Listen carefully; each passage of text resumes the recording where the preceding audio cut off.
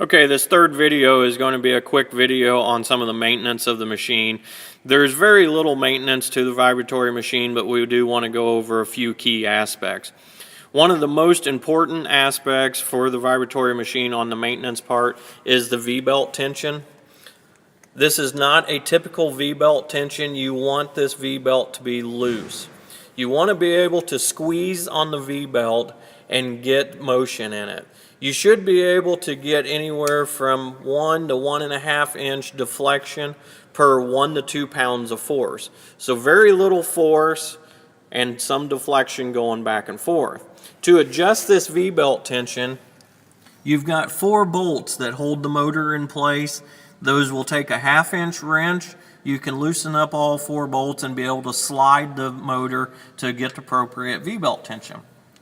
As you can see, there is plenty of slot there on the frame and in the motor to be able to get that adjustment that you will need.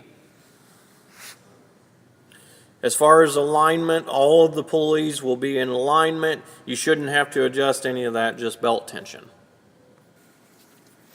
Okay, so here's the bottom side of the tub. This is where all of the energy is created to create the vibration to move the media and your parts. You can see the V-belt here in the video. The V-belt has a very long lifespan. There shouldn't be any worry of replacing the V-belt anytime soon. You will want to check the proper tension the first 30 days of running time. Now you can also see the bearings on the setup. These bearings both have a grease zerk on the bearing. Those are recommended to be greased every 30 days. I would recommend 1 squirt of grease in each bearing every 30 days. Now you can also see that there are weights on each side of the pulley. There are 3 weights stacked on each side of the pulley. Those weights are adjustable depending on the different operations. Your machine should be set the proper way to be able to set this up.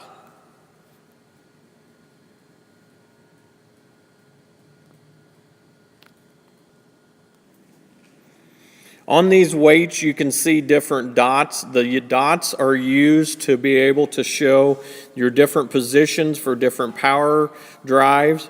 You can also see very good explanation on how all of these dots work in your owner's manual.